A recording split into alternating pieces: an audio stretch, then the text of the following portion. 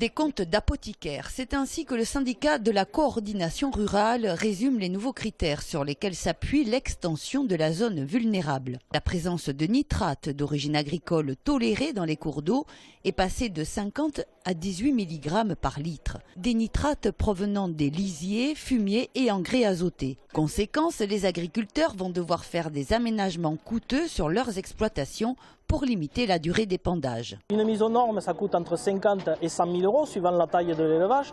Il faut stocker le fumier pendant 3 mois. Demain, avec les futures directives nitrates, on nous parle de stocker le fumier pendant 6 mois. Ça veut dire qu'il faut encore agrandir ces zones de stockage. Ça veut dire encore des frais.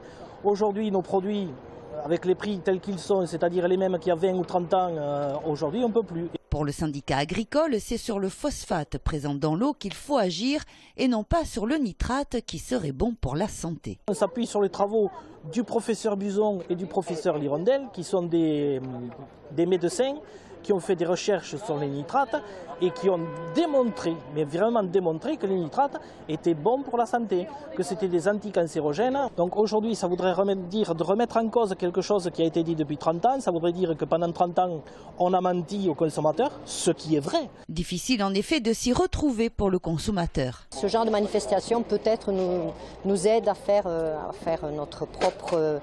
nos propres idées sur ce problème-là, parce qu'on ne peut pas faire confiance vraiment à l'État, je ne pense pas.